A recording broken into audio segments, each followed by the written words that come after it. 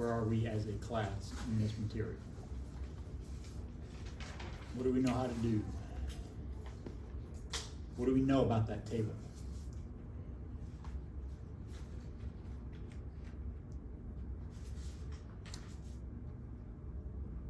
Why does it have that arrangement? Go ahead, you were gonna say It's in something. order of increasing atomic mass.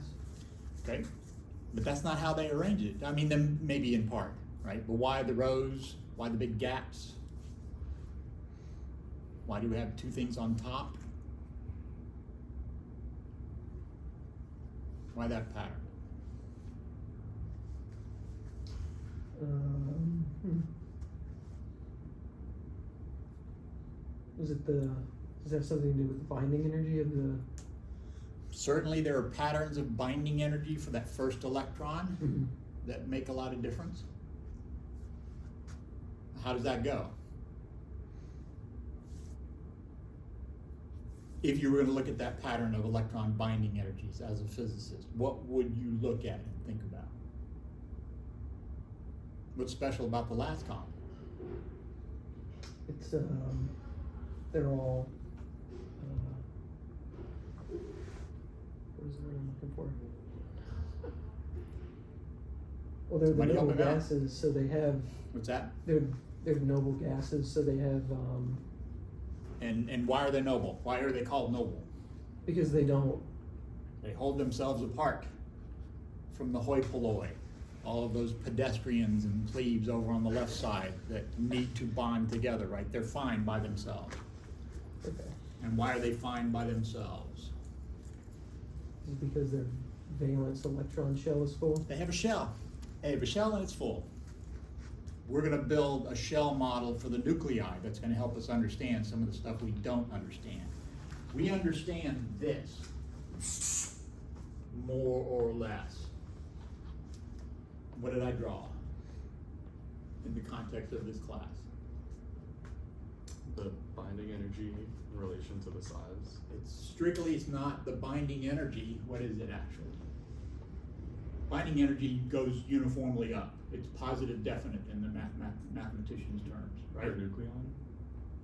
Per nucleon, very good. As a function of? Size or radius? Not radius. Well, it correlates with radius, but that's not what's typically plotted down Is it just nucleons? here. Is A, very good. Nucleons. We know why we have very little binding energy down here. We know why it goes up. We can understand why it would be horizontal.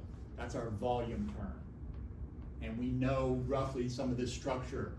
Big surface to volume ratio, so a big hit from the surface term over here.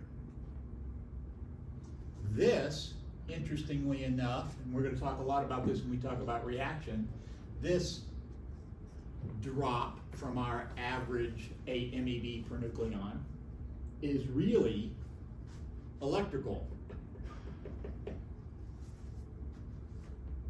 That's about where we wind up needing more neutrons. Remember for a good bit, we got just as many neutrons as protons, and we put in that n minus z term. We don't really know what it means, but we know it helps us fit the data, and that's your first step, right? It's not your last step, but it's your first step, fit the data. If you can't fit the data, you got nothing. So, drop here because of the surface term, primarily.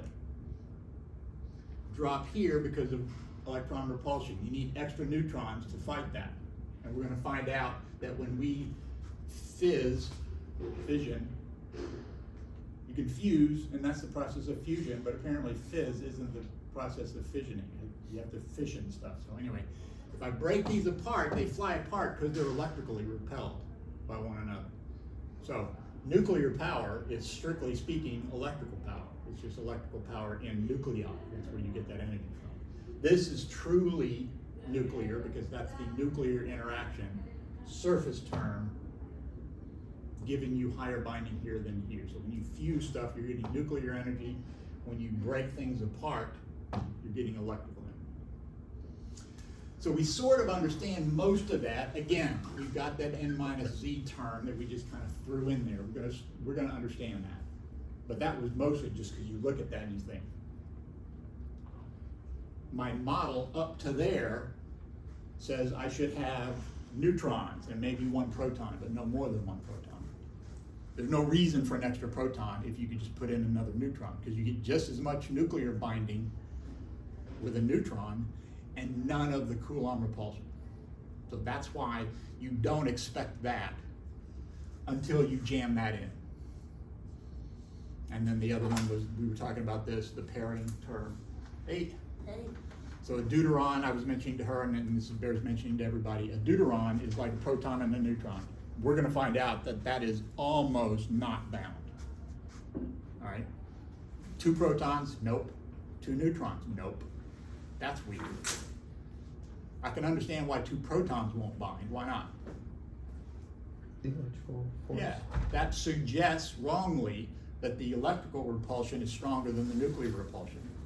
But we already know that that's not true, because we already figured out that the nuclear, the electrical repulsion is one of the smaller terms. It's one of the ones that we kind of throw away. It's not 0, but we've been throwing it away in the upper half of the table. It's never going to be big, but it becomes significant when you get towards the bottom. So we understand why 2 protons wouldn't bond, but we would be led astray into thinking that the nuclear force is weaker than the electrical force, and exactly the opposite is true. We got no reason to believe why 2 neutrons won't bond, because they got no repulsion. Why on earth would they not bond? So we're gonna have to dig in. Say again? Yeah. We're gonna have to dig in, right?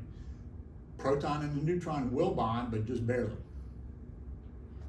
Now, if I take my deuteron and another deuteron, which are just barely hanging together, and I put them together, what do I have? Helium-4. I have helium-4, strongly bound, weakly bound. Strong.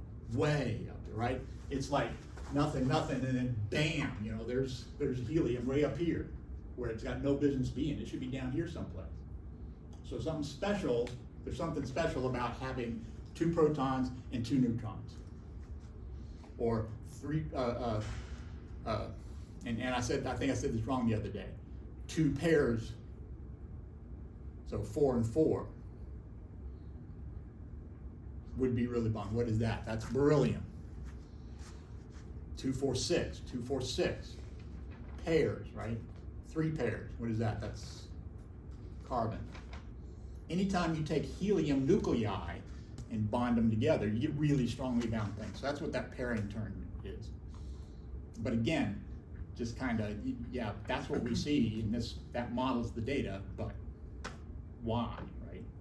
An engineer would say, good enough, I can build stuff, I can make a nuclear power plant. Physicists, we never give up, we never surrender. We dig in, we want to know why. So we've had a lot of students who were doing the engineering physics thing, and that's the one thing they find really challenging, is when they go into an engineering environment, it's like, gotta get it done. And that's good, right? They're doing good things and they're doing important things, but it doesn't fit with the physics attitude. Physics attitude, why is it doing that? So some people it works great for, some people it doesn't. Engineers make awesome stuff that physicists don't know how to do.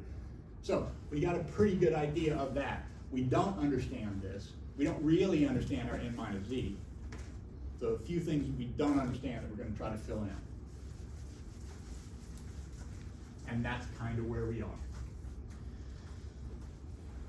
So if you look at figure 15.13 or 5.3, can you guess which book is which?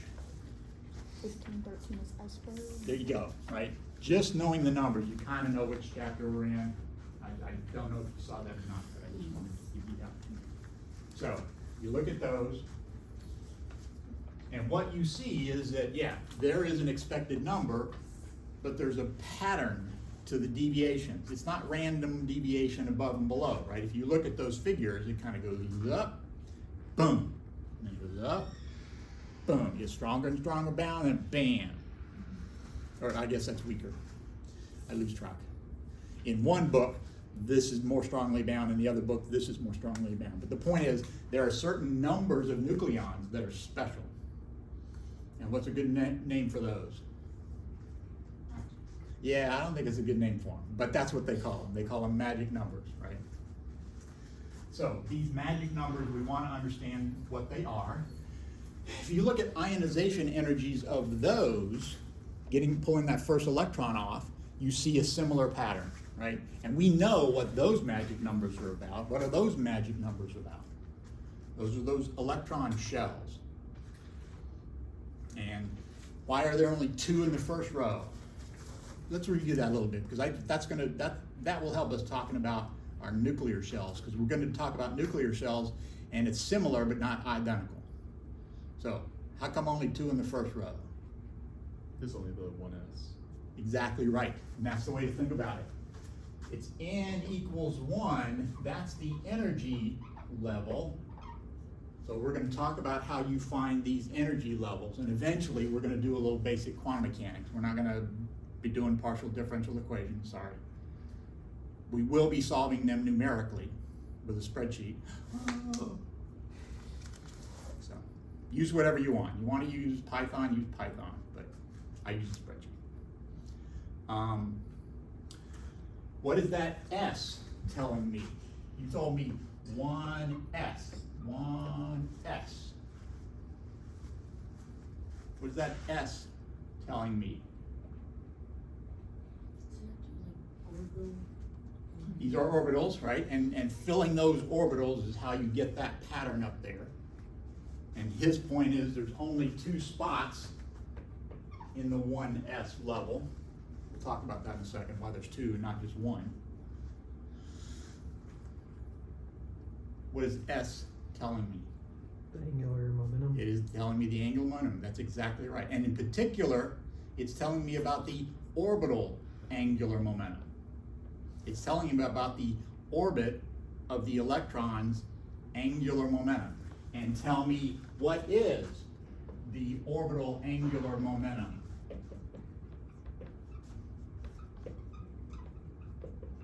Of any S state? How much angular momentum is there?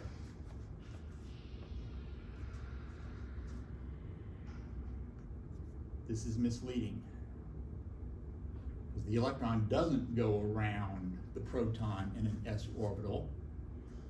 What is its orbital angular momentum? In the s state, the orbital angular momentum, which is used as an L, not my fault, 0. There is no orbital angular momentum in that state. Let's think a little bit about what that state's got to be doing then. If there were a classical analog of this state, what would it look like? What would an orbit with 0 angular momentum look like? So who knows how to write? I'm completely off of my notes. But this is all relevant. We are going to do all these things, but this is kind of, think of this as a review of stuff that maybe you've seen before. How do you do L? Angular momentum. In this case, it's orbital angular momentum. Eventually, I'm going to ask you why I'm harping on that word orbital. Who remembers how to do angular momentum? I think there's a mass term and There's a P that's got an M and a V in it, and it gets its vector character from the V part.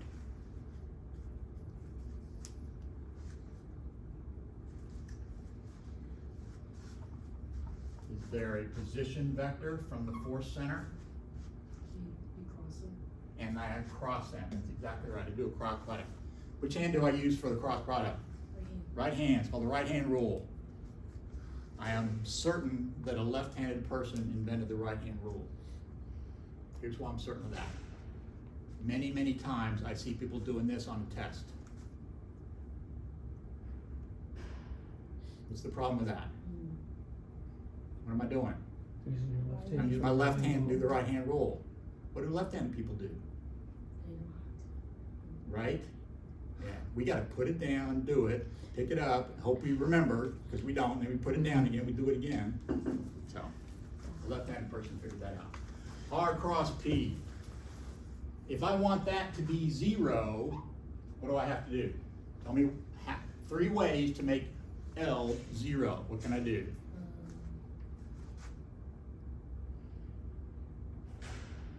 R0.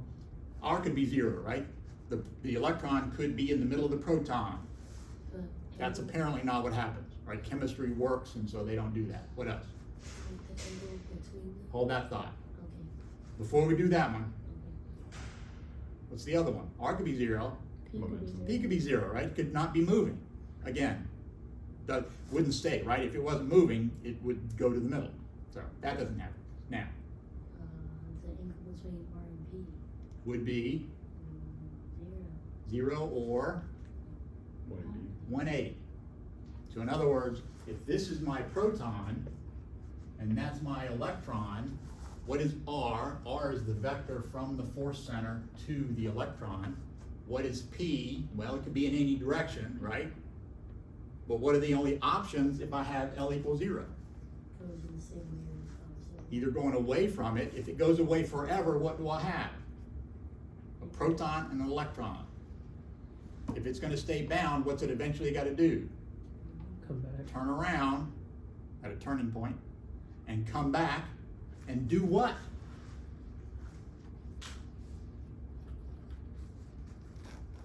Go right through the proton and it's come over here and it's going to do that. That's the classical analog of an L equals 0 S state.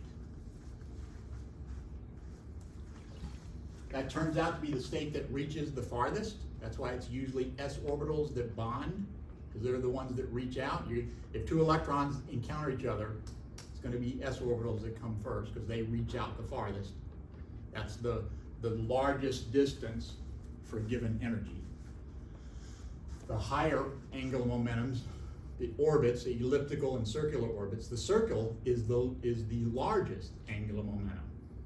And it's the one that's tightest. So the ones that don't bond, the so-called core electrons, those don't bond at all. They're down in the middle doing what are the quantum mechanical equivalent of circular orbits. So whatever's going on, it's weird, right? This probably doesn't bear close scrutiny in a classical context. When they talk about orbits, first off, L equals 0 is not an orbit, right? It's passing back and forth through the proton. And what does it do when you get there? Who knows, right? Who knows? But anyway, S2, and somehow I have 2 electrons in this one state.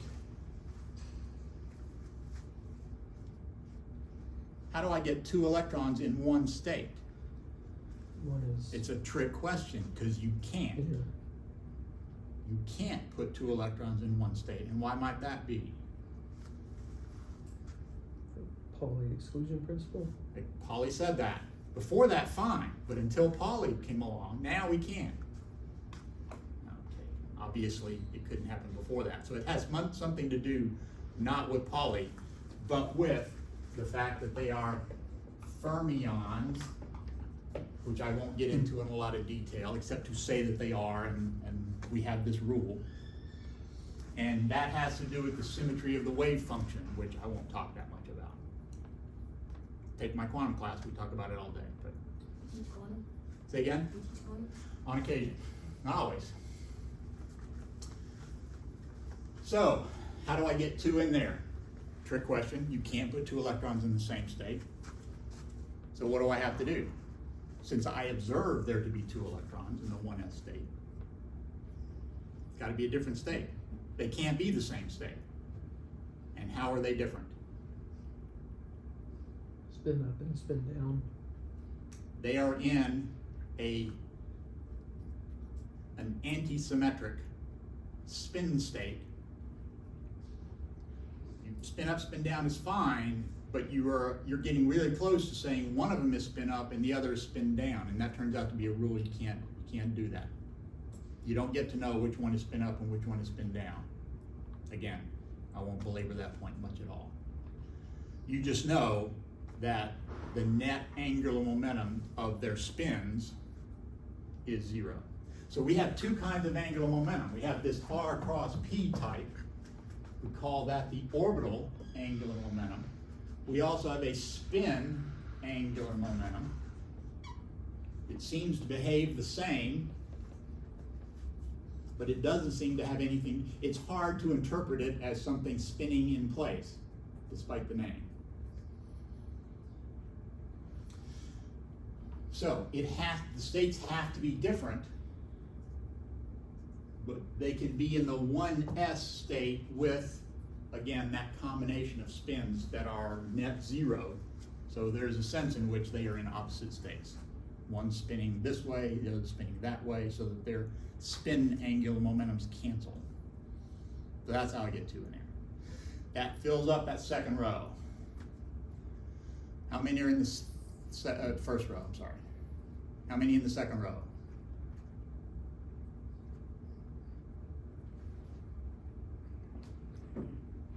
8. 8.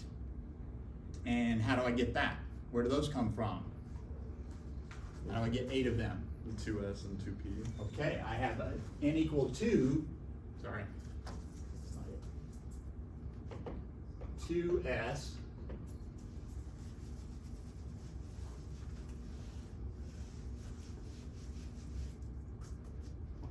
n equal 2, so that's a higher energy state. It's going faster.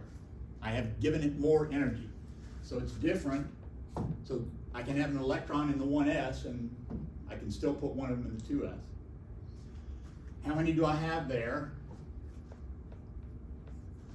That's one state. How many can I put in there? 1 would spin up, 1 would spin down, except not really, right? So I can fit 2 in there. I'm doing all right, but I've got how many extra? 6. I have 6 more, and where are they? 2p. 2p. How do I get 6 out of that?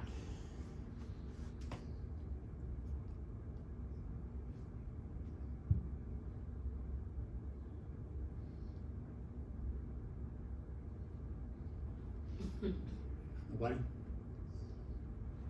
Is there just more options for the angular momentum?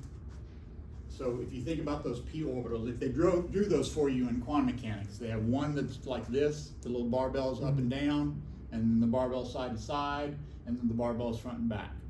How many is that? 1, 2, 3. 3 ways to do that angular dependence. So 1, 2, 3, 4. Spin up, 1, 2, 3, 4, spin down, 8, that gets me out of the second row. How about the third one?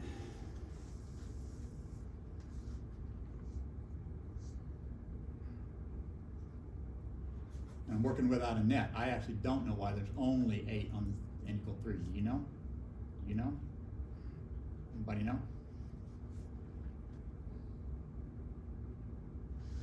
Because the orbits go, so as long as we're talking about this, we'll talk about orbital angular momentum. Yeah, I'm completely out of my notes right now. I'm way ahead. I'm doing spherical harmonics, but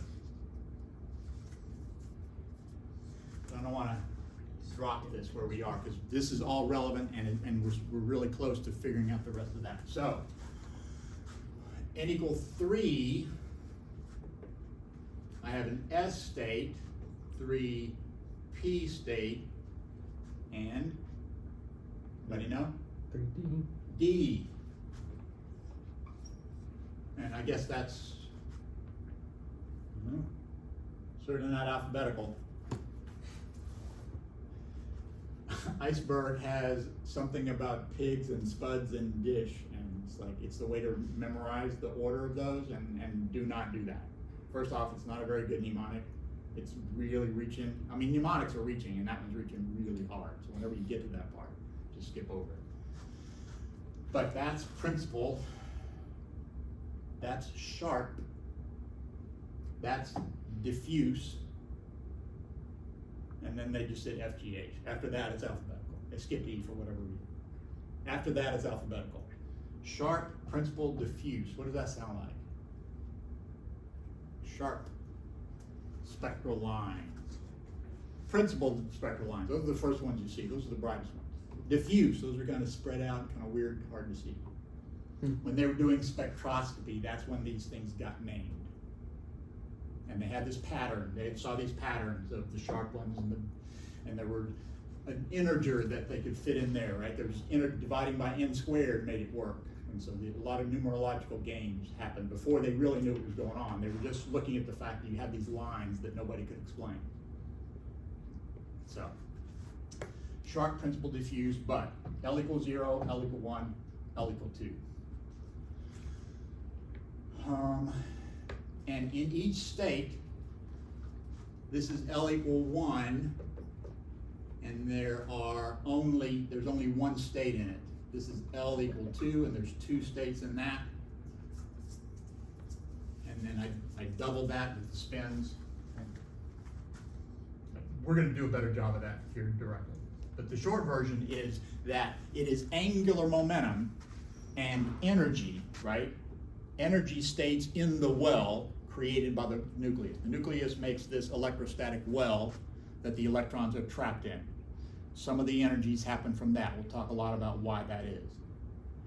Other energies have to do with the angular momentum.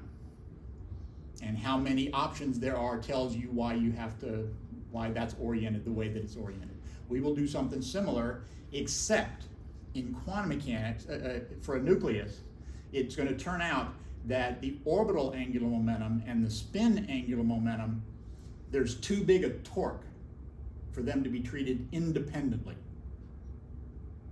That picture, chemistry works with the idea that this angular momentum and this angular momentum, the spin and the orbit, don't have much to do with each other. There's a torque in there, but the torque is really, really small, and so those are both conserved individually. The angular momentum of the spin is conserved, and the angular momentum of the orbit is conserved, because there's no torque connecting them. But we're going to have something that looks like a torque that's going to couple them, and so it'll turn out that only the total angular momentum is conserved. And again, we'll do a better job of that when we get there. I've got notes that I can follow on that. Any questions about any of that so far? We're going to build a shell model that looks just like that, not just like it, that is analogous to that.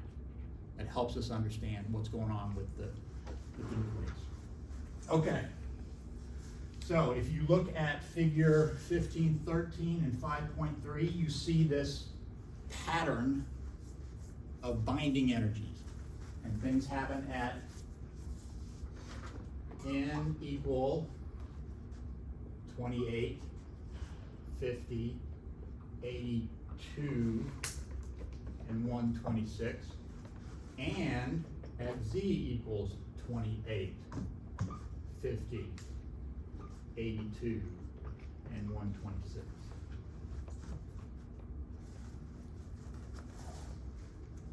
And so that has to do with binding energies. Look at deviations of the binding energy away from that semi-empirical mass formula or liquid drop model.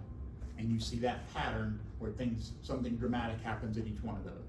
And so the idea is, 2, 8, 8, what is that, 18? Next row is 18, whatever, right? Same kind of things going on there. Binding energy changes whenever you finish up a row. Sizes change as you go across a row. So I think they get bigger as you go across, something like that. But there's a pattern on the size. Same thing with the nucleus. The size, so if you look at figure 5.5,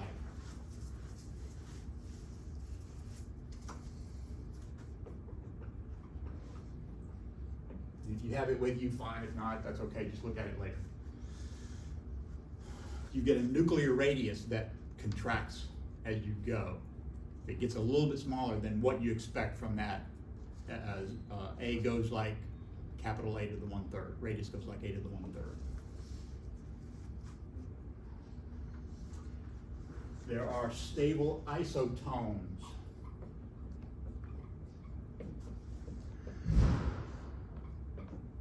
Anybody happen to know what an isotone is? I had to look it up. But an isotone is whenever you have the same number of neutrons. So you have the A changes, and so the Z changes, but you have the same number of neutrons. That's an isotone. Anybody know what an isotope is? Different number of neutrons. But the same number of protons. Isotope, protons. Isotone, neutrons. I thought that was kind of cool. I probably won't forget that now. Yeah, probably. Absorption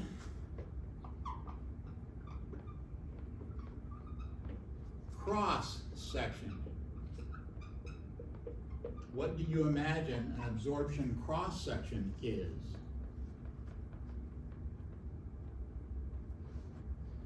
This turns out to be absorption cross section of neutrons in nuclei. So you put a certain nucleus in there, and then you shine neutrons on it, and then what is the absorption cross section? Who remembers how we defined the scattering cross section? Not what we calculated. That was the fun part. That was the integrals and the differential equations and the sigmas, right? That was the fun part. But how did we define them? Why did we just start talking about that in the first place? How was it defined? Who remembers? Who remembers that it was the number of things scattered over the incident flux, number per unit area? Anybody? Everybody? Yeah, good. That's what it was, right? What are the units of that? Number over number per unit area. Area. This has units of area, so what's a good name for something with the units of area?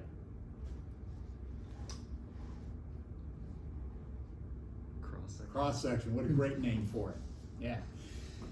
If I count the number of things that are scattered, what's a good name for this cross-section? Scattering cross A section. scattering cross-section. So what do you imagine an absorption cross-section must be? Something absorbed over. I count the number of things that are absorbed divided by the flux of things that I'm sending in there.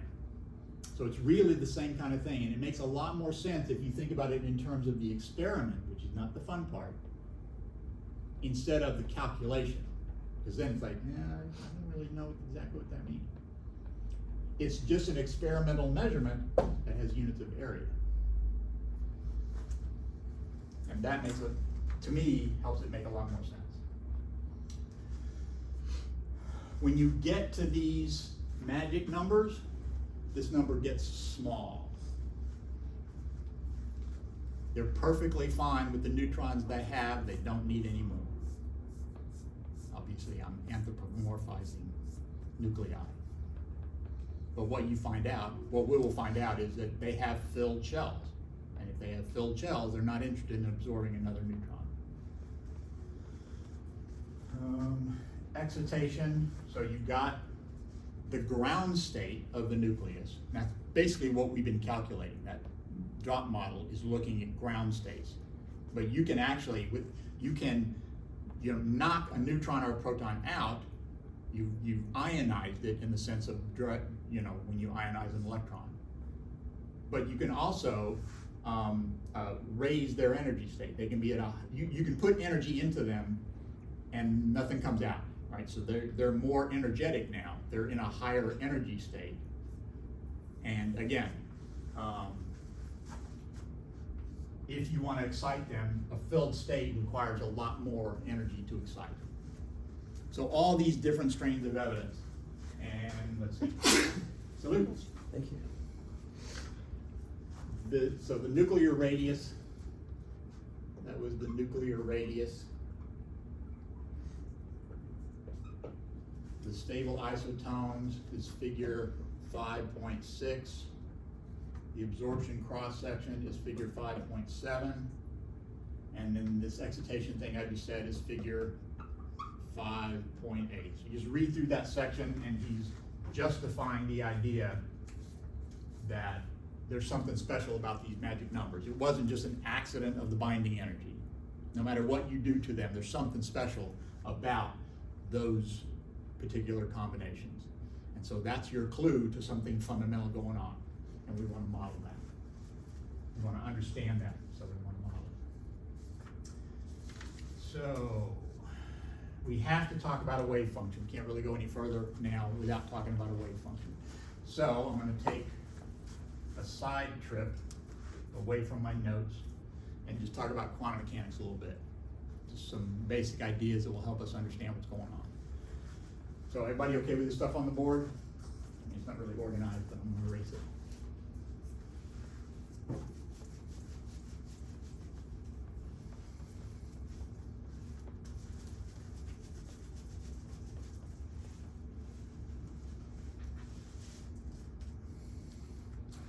Classically, what does that mean, classical? Dun, dun, dun, dun. No, not that kind of classical. Rock music before the 2000s. Rock for the 2000s, okay, fair enough. What else? In the physics context, what do you mean by classical physics? Stuff before the 20th century. Essentially, yeah, so classical mechanics before quantum mechanics. Now, very often you get quantum mechanics and relativity put in the same box. They had nothing to do with each other, except that they both happened around the 1900s, right, the early 1900s. That's the only thing they have in common. They happened at about the same time.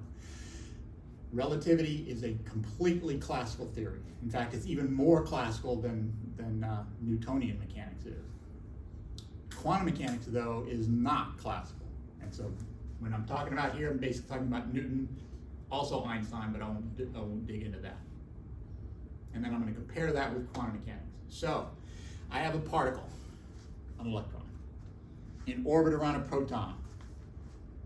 How do I characterize the state of that electron? If you feel better, think about an orbit of a planet around a sun. How do I characterize the state? Well, let's go past that for a second and talk about how does the state change? How do I keep track of a change in the motion of a planet? What would I need to write down?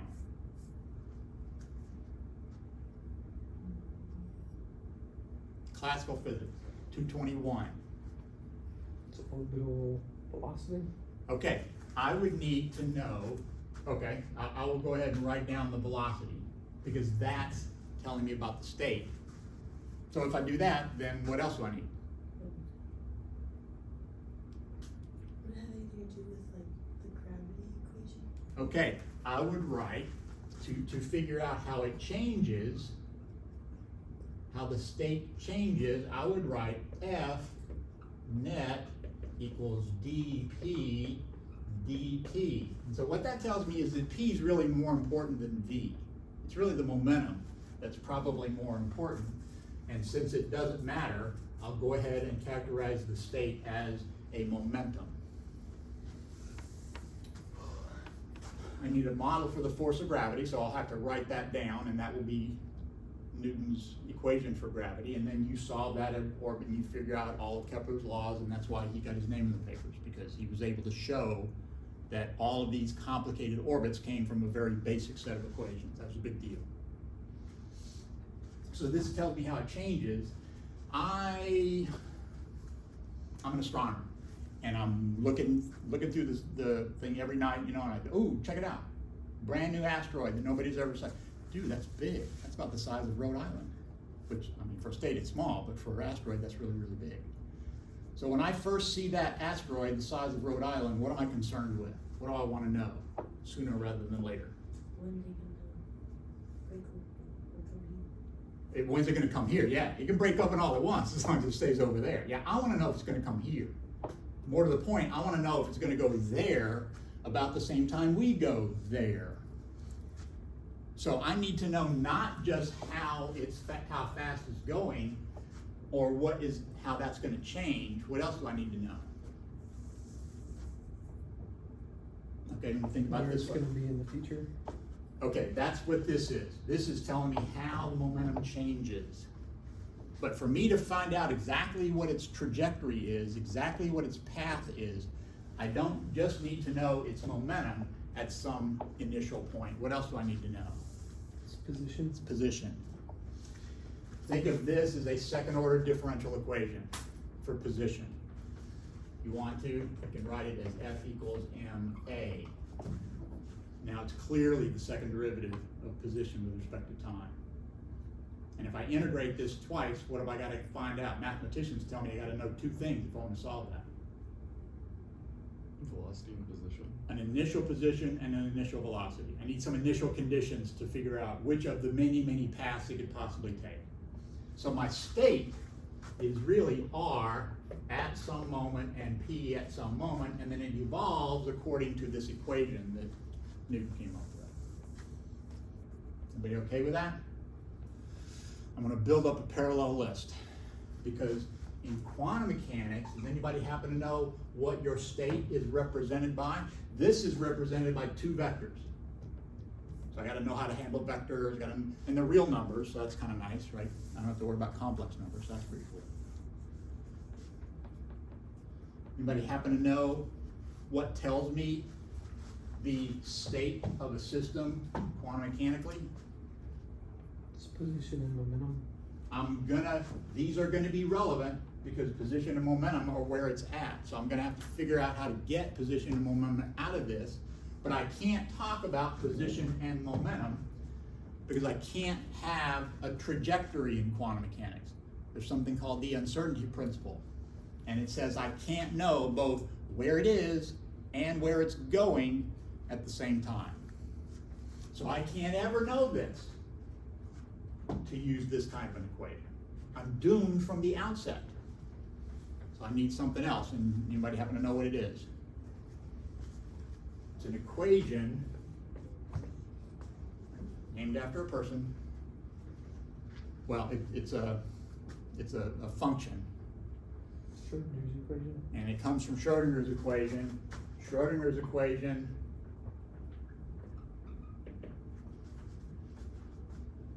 tells me how this evolves, so I can predict, but this is just some kind of a function. Now, I would love it to be able to get these out of there. It turns out I can't. It turns out that I can make this be a function of position. Well, one thing to notice, here, position is a dependent variable. It depends on time. Here, this R is not a position of anything. It's a label. It labels all the places this electron could possibly be. So it's not the same, it's an independent variable. In general, this has, Bless you.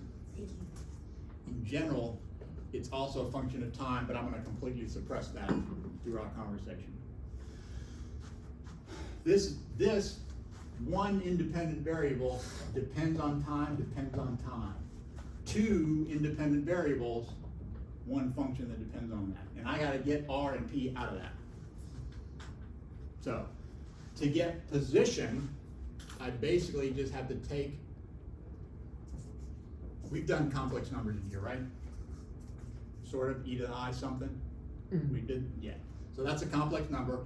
This turns out to be a complex number. It doesn't have to be, but it is, so, shake it off. So it's a complex number, so I need to find the magnitude squared of that complex number, which is multiply that function by its complex conjugate. And you don't have to worry about this. I'm not going to delve into this too heavily. But that tells me about position. This function, when I square it, find its magnitude, it tells me something about the position. That's how I find out where my electron is. Does anybody happen to know how I find my momentum in this? I'm going to do it down here. So this is position, momentum. Fourier transform. Say it again? Fourier transform. Okay, that's for those of you who are hip to all of that. So like probably I'm talking to you, and you, possibly you. You can actually take this thing which has At the moment, it's not anywhere. It's in infinite dimensional Hilbert space. I can project it into real space and get that and tell about the position, or I can project it into momentum space, which is the same as doing a Fourier transform. Now I can figure out about momentum. But nobody knew that at first. At first, they figured out that in order to find the momentum, I had to take a derivative of that function with respect to r. The derivative of that function told me about the momentum. I have to multiply it by something called h bar. Anybody know why? Just to get the units right. I already have, when I take the derivative, I got the momentum. That h bar just puts it in meters and kilograms and seconds. And I got, real quick, I got to divide by I. That's an imaginary number. When I divide by I, it turns it into a real number, so I'm just keeping it real. See what I did there? Yeah, that's pretty funny. You have a hand up. I was asking what that symbol was called. Which one? The one that was like a number 4. One that looks like a number 4. Is that a number 4? Yeah. That is a Greek letter psi, and it's a pretty hard and fast rule, but not an amazingly hard and fast rule, that that's what wave functions are. Wave functions are always written as a psi. Always. Not always, always, but mostly always. So it looks more like a pitchfork than a 4. If I drew it properly, it would look like a trident. It's okay. Was that? I just wrote it as a 4, and I was like, I don't think this is right. It's not a so- 4. Okay, Yeah, making because sure. in a minute you're going to try to double it, and it's going to be 8, and that's not. Yeah, I'm just about that. I'm making sure. So, and I would say, everybody okay with this? It's like, no.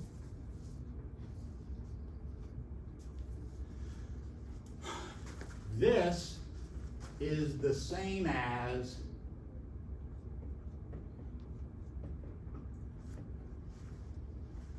right? The answer is yes. Have you guys seen that, going from F to energy, F equals ma to energy? Is that worth doing? Is interested in that? You could care less. I'm interested. You're interested in seeing it? Mhm. Yeah. Yeah. You're not just trying to stall me and slow me down? No, I'm actually genuinely. You are generally interested? All right. Yeah. So, I'm gonna do it in one dimension, because if you do it in one dimension, you can do it on all of them. So, I know that f sub x equals m a sub x. Now that I'm doing this, I almost feel like I've done this before. Anyway, we'll do it again. M dvx dt. In fact, we're just gonna agree that I'm on the x-axis, and I'm not even gonna write x's all the time. I'm already sick of it. And then I'm gonna multiply it by dx over dx. And I'm gonna regroup, and I'll have mv dv dx. Yeah, I talked about this when I talked about what a potential was. Because I said that a potential is a function whose derivative gives you the force.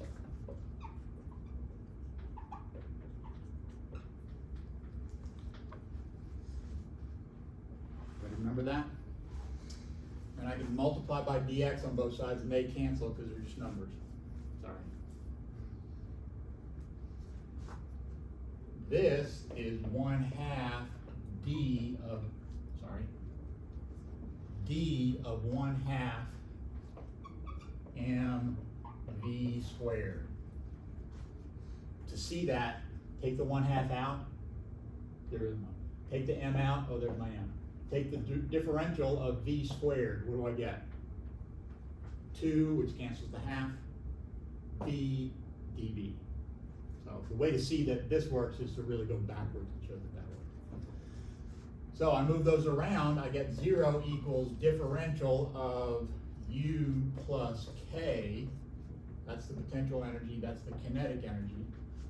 And if I have something whose differential is 0, what can you say about the stuff inside there? You might have said it, but I didn't hear it. It's constant. Yeah, this stuff must be constant because when I look at the change of that thing, I get 0.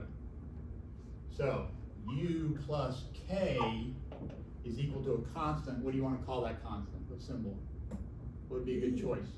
E. What a great choice. Thank you. E equals K plus U. Okay, well, it's backwards. You get the idea.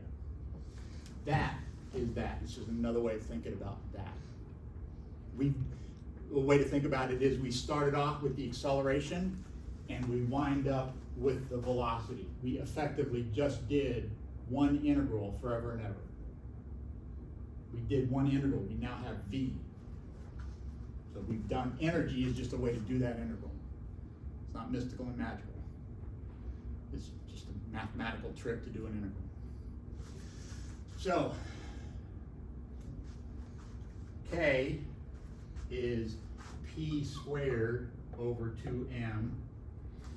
Should be easy enough for you to show that 1/2 mv squared is the same as P squared over 2M. I'm sure you can do that. Plus U equals the total energy. That is the equation that tells me how this changes. So now let's figure out what Schrodinger's equation had better look like.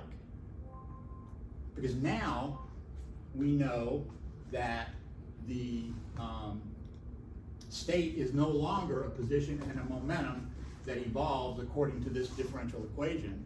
We now know that momentum is this. So that means the kinetic energy, which is P squared over 2M, is 1 over 2M times, do that twice, h bar over I, derivative with respect to R, do that twice on your wave function. That's the kinetic energy. Right? It's still just P squared over 2M, but look, P is no longer a number, P is now an operation, a thing you do.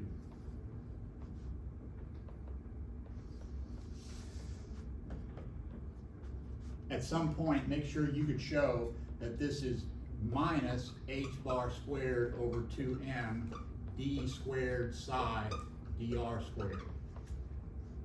That's the kinetic energy. We're going to add the potential energy in a second. You got a question or a comment? No, it's okay. I'm good. Sure? Yeah, you said it's the I did? Okay, good.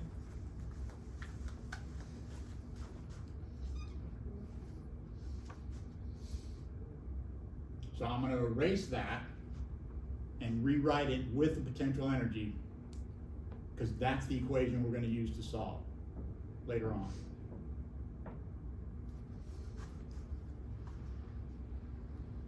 Because if I write K plus U equals E, in quantum mechanics, I write minus h bar squared over 2m times the curvature of my wave function plus the potential energy times my wave function is equal to the total energy times my wave function. We're going to do a lot of the same things. Remember, I had that well, and I said, here's the energy, where are the turning points, blah, blah, blah. We're going to do a lot of that same stuff. We're solving a different equation. It's not Newton's equation. It's going to be Schrodinger's equation, but other than that, we're going to be doing the same sort of thing.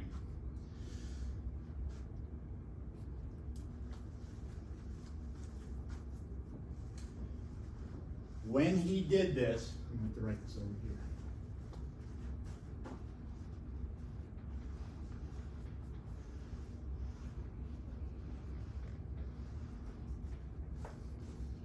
He figured out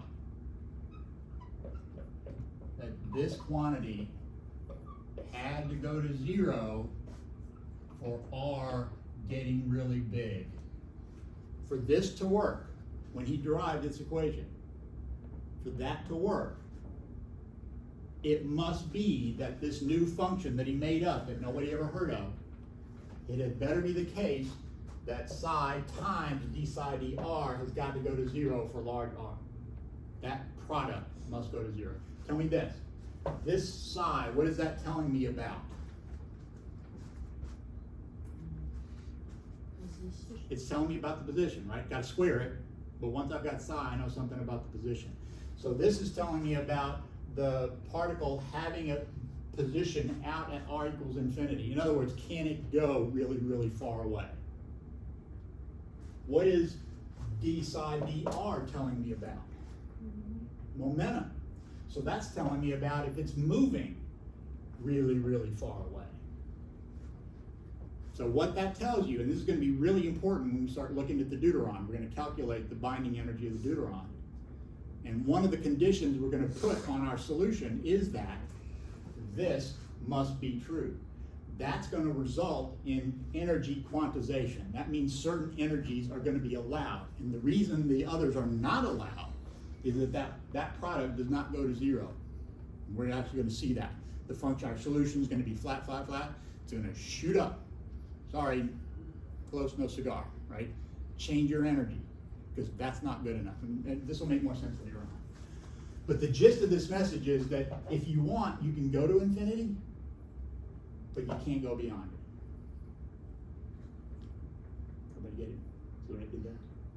To Yeah. infinity, but not beyond. Yeah.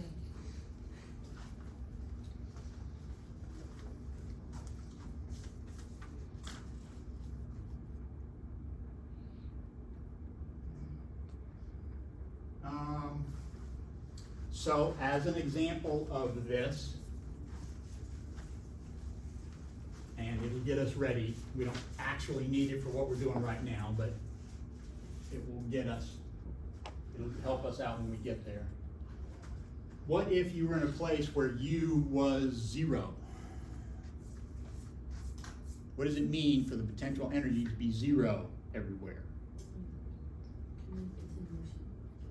Okay, it's probably, it can still have a K, right? So we're gonna let it have a kinetic energy. But there's no potential energy. What is that telling us? Iris? F equals minus du dr. What if you use a constant? No force. There's no force. Yeah, so this is a free particle, so quote unquote. We also talked about how you could have a place where there's no force here, and there's no force here, but there's just one right there where the potential goes up. Anybody remember that, even vaguely? Yeah, so we will do a lot of that. We will do a lot of these, no force, boom, big force right here, but only right here. So this is a free particle. If U is zero, it's a quote unquote free particle. At least if it's a particle in a box, it's free within the box, it just can't leave. And we'll talk about that in a lot more detail when we get there. But let's just do some analysis with that. I can move some stuff around, and I have d squared psi dr squared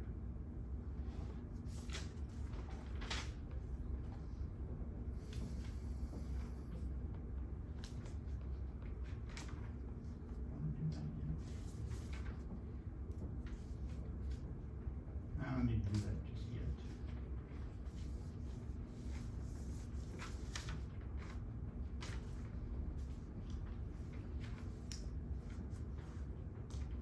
Equals, move all that stuff over, minus 2me over h bar squared psi of r. Now, one thing to think about, you don't have to do this right now, but I would do it eventually.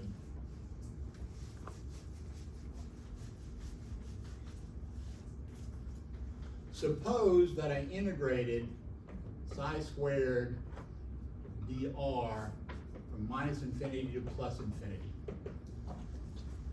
That's the probability of finding the electron anywhere. What is the probability of finding the electron someplace? 1. 1. It's got to be someplace. Might not be here, might not be there, but it's got to be somewhere. That's got to equal 1. From that, you can tell me what the units of psi are. They don't much matter here, because I'm going to make you tell me what those units are. But that tells me psi has to have units. Why do you know that?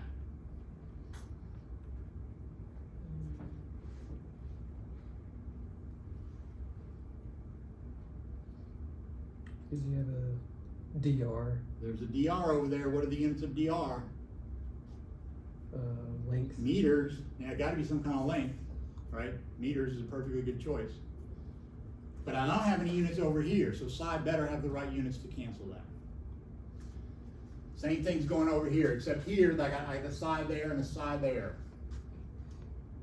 So they cancel. Whatever unit psi has, they don't really affect me over here. But I can figure out what all those units are and they better cancel. Or they better be the same on the right and the left. I guess that's the way to think about it. How many of you are used to thinking about the units in derivatives? Everybody. Nobody. I don't know if you're raising your hands because you always do it, or you're not raising your hands because you never do it. I do it when you mention it. You do it when I make you. Yeah, okay, well. All right, so I see it and you does just it heard register. that this is not a passing fancy, right? This is gonna happen a lot. This is gonna have, I'm tired of writing this. Who else is tired of writing that? Yeah, great. D squared psi dr squared equals minus k squared psi. Look at that and tell me what the units of k are. Units of k. Now you can figure it out from here, but there's a lot going on there. I would do it from here. Figure out what units they better have. And then you can show that this better have the same units.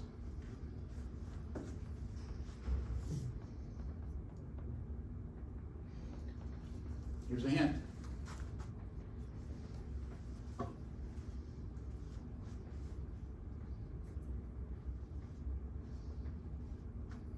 Meters. So I got meters squared below, k squared, so it's got to give me a meter below, squared to give me meter squared below. So k has units of 1 over meter. Turns out, if you know about Fourier transform, that's a spatial frequency. That'll be a big deal eventually. Not in here. Why didn't you worry about the units of d squared? dr squared, dr, small meter, yep, squared, meter squared, yeah, I get that. Why not this d squared? Why doesn't this screw up the units of psi? Why do the units of psi still cancel? Because it's got them. It's got units. Even if I don't know what they are, I know it's got some. Why doesn't d squared screw that up? To do that, I'm going to show you something that we will again use later on when we start trying to find the bound state of a deuteron. We're going to, I guess I'll do it here. I don't have to write so much.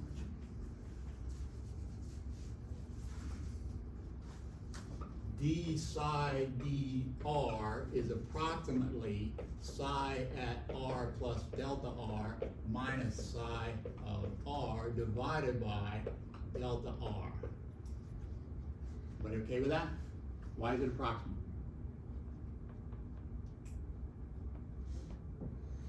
Why isn't it equal?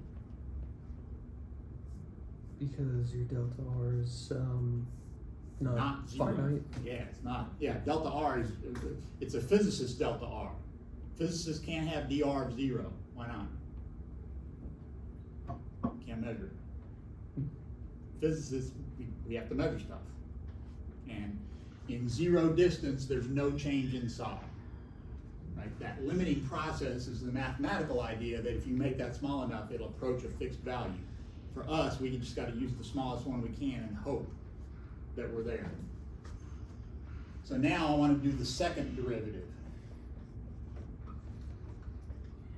That will be approximately, I will have 1 over delta r onto derivative psi at r plus delta r minus psi at r over delta r minus psi at r minus psi at r minus delta r over delta r. Everybody okay with what I did there? This is the slope between r and r plus delta r. This is the slope between R and R minus delta R.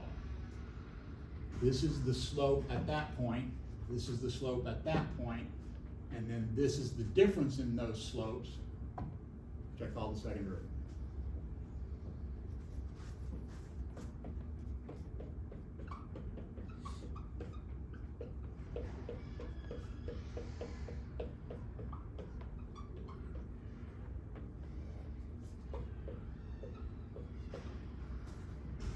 What are the units on the top?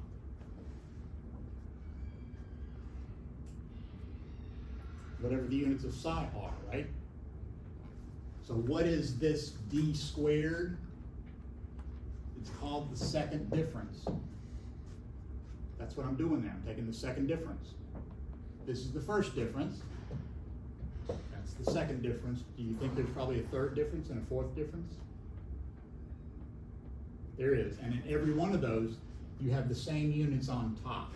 This d squared isn't a thing, it's a set of instructions. It's telling me, what do you do now? How do you calculate this? 1d tells me do this. 2d's tell me do that. It's a set of instructions. But the units on top stay the same, no matter how many differences you take. But what about the bottom? That really is a distance squared. So that's why this d squared psi has the same units as psi, and that has units of meters squared at the bottom. So that's how I know these psi's cancel with those psi's. Whatever the units are, they go away. So I don't have to know what they are. This dr squared is a meter squared. So this has units of 1 over meter squared, so k has units of 1 over meter. And we will use that, again, when we are doing numerical solutions to that equation, Schrodinger's equation. We're going to put it in a well. So we're going to have an infinite force that, you know, tries to turn them back. It turns out quantum mechanics is not that clear. In classical mechanics, when you hit the wall, you turn around and go back. It's called a stopping point or a turning point. Quantum mechanically, you actually get to go through the barrier some. You eventually have to turn around and come back. But you can actually go a good long way. That'll be an interesting thing that we find out for a deuteron. A deuteron, turns out, they spend a good bit of time outside the well. They're actually bigger than they seem. Or the size of the deuteron is larger than the size of the well. Maybe that's the right way to think about it. We'll do that when we do it. What can you tell me about k squared? Is it positive or negative?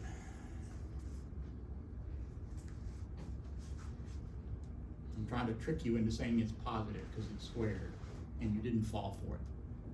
And that's great. Because it could be positive or negative, right?